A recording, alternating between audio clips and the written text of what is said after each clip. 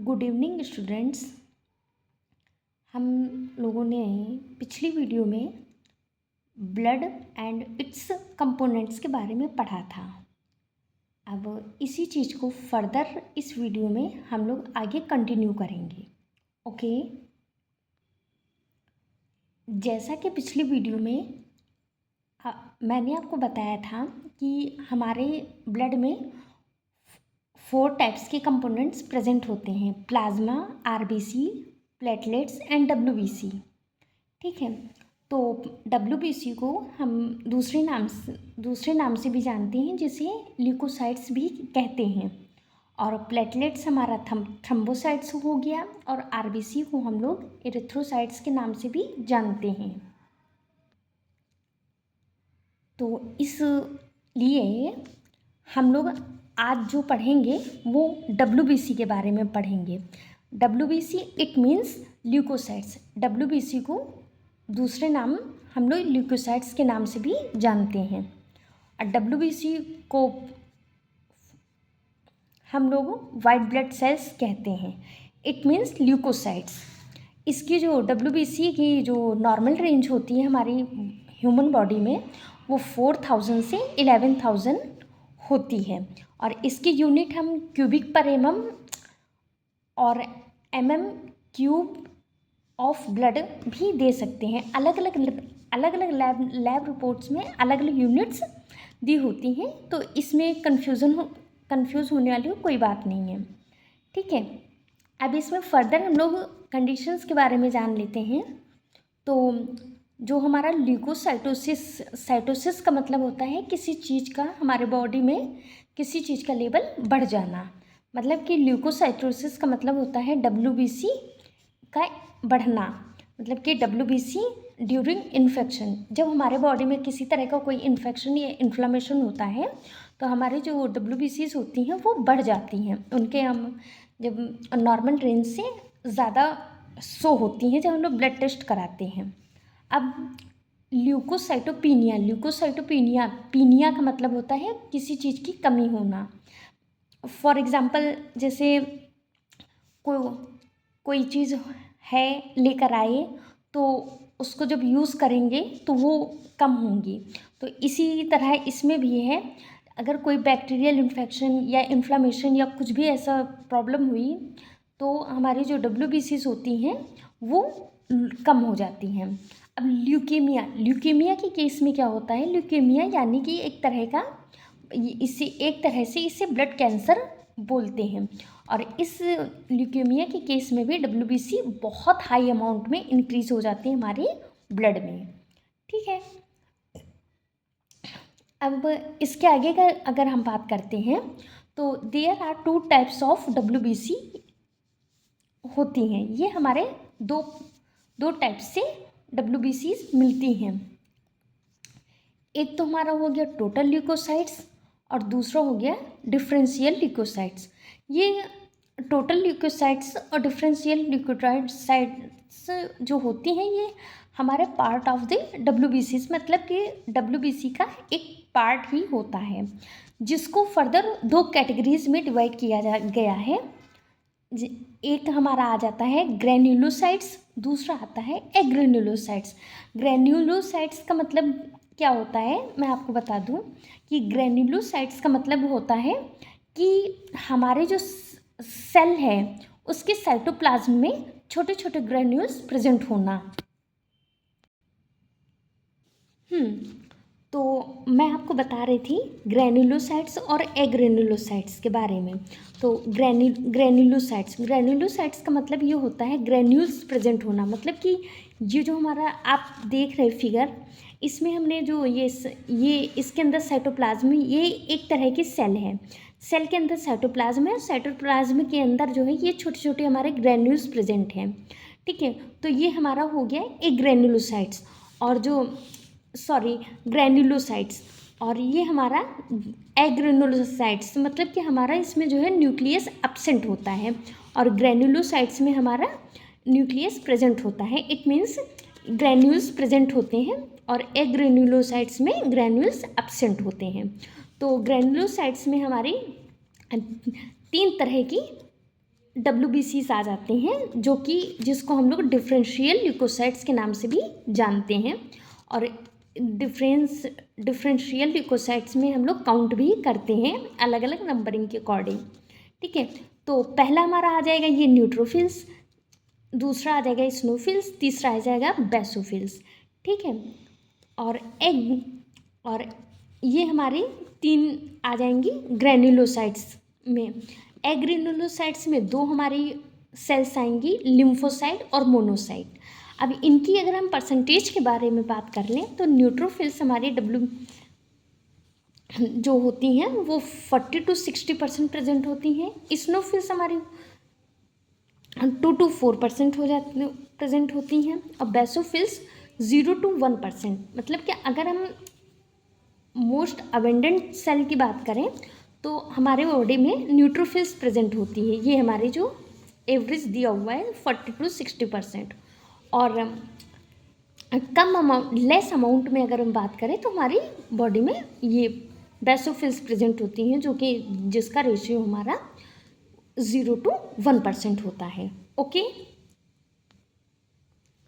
Further आगे हम एग्रेनुलोसाइट्स के बारे में बात कर लें। इसमें हमारी 2 तरह की सेल्स होती हैं, जैसा कि मैंने आपको बताया, लिम्फोसाइट्स और मोनोसाइट्स।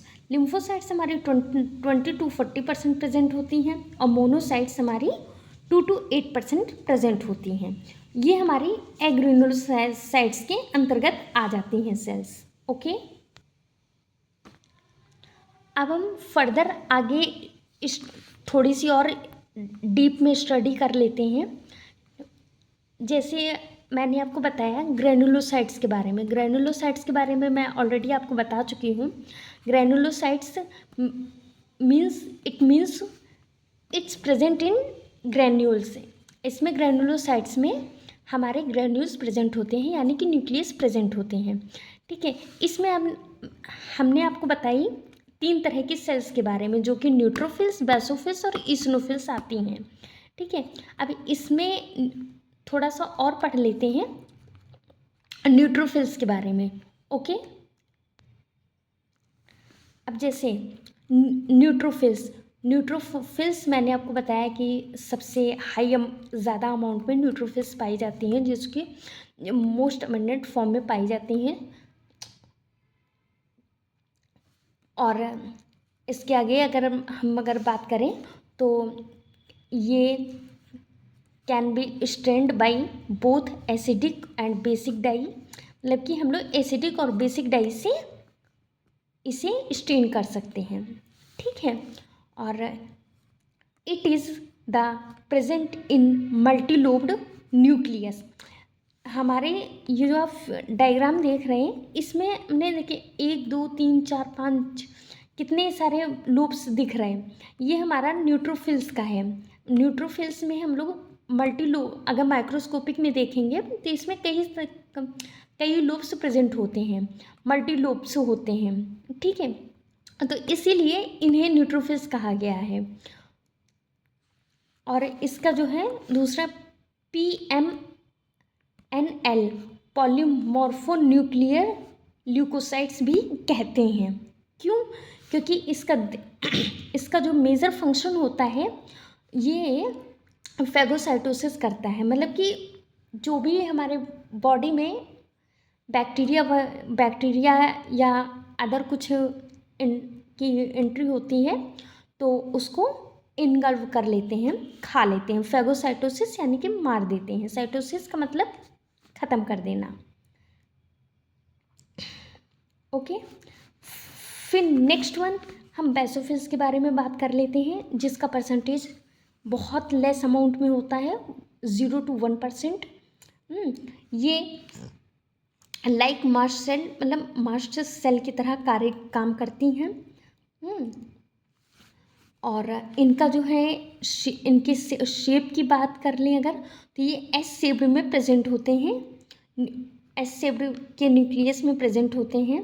और इनके स्ट्रेन की बात अगर कर लें तो ये बेसिक डाई से स्ट्रेन किया जा सकता है। इसका फंक्शन जो है वो हिपैरिन, सेरोटोनिन, हिस्टामिन एक्स्ट्रा होता है। हिपैरिन हेपेरिन को हम लोग अच्छे से जानते हैं एंटीकोगुलेंट फॉर्म में, जो कि एंटीकोगुलेंट प्रेजेंट होता है, ठीक है।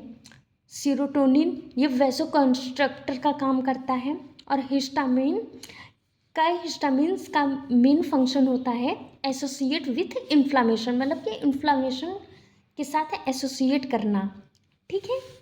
ये उम्मीद करती हूँ इतना आपको समझ में आया होगा। आगे चलते हैं, इस्नोफिल्स के बारे में पढ़ते हैं। इस्नोफिल्स के बारे में, इस्नोफिल्स भी हमारी जो है 2 to 4% होती हैं प्रेजेंट, ठीक है। और इनके अगर हम शेप के बारे में बात करें तो ये प्रेजेंट होती हैं बाइलोब्ड न्यूक्लियस, मतलब ये आप न्यूक्लियस दो साइड देख रहे हो कि हेडफोन, इस फिगर में हेडफोन की तरह दिख रहा होगा।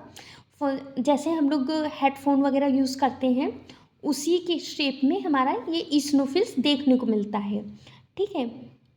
और इसे हम एसिडोफिलिक के नाम से भी जानते हैं। इसे भी स्टेन हम लोग करते हैं एसिडिक डाई से, ठीक है। और ये एलर्जी को सेप्रेस करता है। एलर्जिक एंजाइम जो हमारा हिस्टामिनेज एंटी हिस्टामिन होता है वो कहाँ से रिलीज़ होता है, जैसे कि अभी हमने बेसोफिल्स के में पढ़ा हिस्टामिन, तो यहाँ से ये एलर्जी कॉज करता है, और लेकिन जो इस्नोफिल्स है ये एलर्जी को सेप्रेस करता है। मतलब कि जैसे किसी किसी को किसी न किसी चीज़ से एलर्जी होती है, फॉर एग्ज़ाम्पल कोई बाहर धूप में गया, किसी को धूप से एलर्जी है, किसी को धूल मिट्टी से एलर्जी है, तो ये जो है इस्नोफिल्स है ये हमारा एक्टिव होता है, एलर्जी को सप्रेस करता है, ठीक है। इसीलिए ये जो है एलर्जी में allergic reaction involve in allergic reaction, मतलब इट मीन्स ये एलर्जिक रिएक्शंस में इन्वॉल्व होता है, ठीक है। ये आपको समझ में आ गया होगा। नेक्स्ट हम लोग बात कर लेते हैं एग्रेनुलोसाइट्स के बारे में। एग्रेनुलोसाइट्स इट मीन्स जिसमें ग्रेन्यूल्स किसी भी तरह के सेल के साइटोप्लाज्म में ग्रेन्यूल्स प्रेजेंट नहीं होते हैं, एब्सेंट होते हैं, तो उनको हम लोग एग्रेनुलोसाइट्स बोलते हैं। जिसमें दो सेल्स हमारी आती हैं, मोनोसाइट और लिम्फोसाइट। मोनोसाइट जो होती हैं वो प्रेजेंट होती हैं 2 to 8%, ठीक है। और ये लार्जेस्ट सेल होती हैं, it is the largest cell of the other cells, okay. फिर इसका अगर शेप का बात कर लें तो ये किडनी शेप्ड होता है। मैंने बहुत बनाने की कोशिश की है बट थोड़ा सा छोटा बन गया, इसके लिए सॉरी, लेकिन समझने के लिए ठीक है, ये समझाने के पर्पज़ से बनाया है। ये छोटा सा किडनी शेप्ड, तो ये किडनी शेप्ड होता है, ठीक है। और ये किडनी शेप्ड में प्रेजेंट होता है न्यूक्लियस में इसके, और ये भी डेट्स लाइक न्यूट्रोफिल्स की तरह ही कार्य करता है, फेगोसाइटोसिस में हेल्प करता है, ठीक है। इतना आपको समझ में आ गया होगा। अब नेक्स्ट एंड लास्ट पॉइंट है हमारा, ये हमारा लिम्फोसाइट्स। लिम्फोसाइट्स 20 to 40% प्रेजेंट होती है सेल्स, और इसमें भी इसका भी न्यूक्लियस लार्ज होता है, इसीलिए इसे मतलब लिम्फोसाइट्स बोला गया है। There are 2 types of lymphocytes, B lymphocytes and T lymphocytes, ठीक है। ये मतलब बेसिकली 2 types की सेल लिम्फोसाइट्स होती हैं, बी लिम्फोसाइट्स और टी लिम्फोसाइट्स। बी लिम्फोसाइट्स जो है इनका फंक्शन क्या होता है, ये मेक अ एंटीबॉडी, ठीक, मतलब कि बी लिम्फोसाइट्स हमारी जो है एंटीबॉडीज़ बनाने का काम करती हैं, और it is the response of humoral immunity, और ये जो है ह्यूमरल इम्यूनिटी में रिस्पॉन्स करती हैं, ठीक है। नेक्स्ट हमारा टी लिम्फोसाइट्स आता है। टी लिम्फोसाइट्स जो होती हैं वो सेल मीडिएट इम्यूनिटी में रिस्पॉन्स करती हैं, जिसका मैंने इसमें लिखा भी है, they are responses for cell immunity, cell immediate immunity. Sorry, बोलने में थोड़ा सा प्रॉब्लम हो रही है, लेकिन मैं समझाने की कोशिश करूँगी। They are responsible for cell mediate immunity, ठीक है। तो ये सेल इमीडिएट इम्यूनिटी में रिस्पॉन्स करती हैं। अब नेक्स्ट आपको बता दें कि बी लिम्फोसाइट्स और टी लिम्फोसाइट्स बनती कहाँ हैं। ये जो है बी लिम्फोसाइट्स और टी लिम्फोसाइट्स हमारे जो है बोन मैरो में इनका प्रोडक्शन होता है। जैसा कि मैंने लिखा भी है, bone marrow is the produced cells B and T lymphocytes, मतलब कि बोन मैरो में इनका प्रोडक्शन होता है, जो कि बी लिम्फोसाइट्स हमारी जो होती हैं वो बोन मैरो में ही मैच्योर हो जाती हैं, और टी लिम्फोसाइट्स का मैच्योरेशन बोन मैरो में ना हो करके हमारे थाइमस में होता है। ओके, इतना आपको समझ में आ गया होगा। अब अगर हम WBC के लाइफ स्पैन के बारे में बात कर लें, तो वो ये सम हावर्स से लेकर मैनी ईयर्स तक रहती हैं, मतलब कि कुछ टाइम से लेकर कुछ सालों तक हमारे बॉडी में प्रेजेंट रहती हैं, ठीक है। इतनी इस लेक्चर में मैंने आपको WBC के बारे में जानकारी दी और आपको अच्छे से समझाया। उम्मीद करती हूँ कि आपको अच्छे से समझ में भी आया होगा। इसीलिए, और अगर आपको मेरी वीडियो अच्छी लगी हो तो प्लीज़ इसे सब्सक्राइब लाइक करिए, वीडियो को लाइक करिए, चैनल को सब्सक्राइब करिए। एंड नेक्स्ट वीडियो जल्दी मैं आप लोगों को प्रोवाइड कराऊंगी और कोशिश करूंगी अच्छे से अच्छी जानकारी मैं आपको दे सकूं। सो मेरे चैनल को सब्सक्राइब करिए, लाइक करिए एंड इस वीडियो को ज़्यादा से ज़्यादा शेयर करिए। Thank you so much.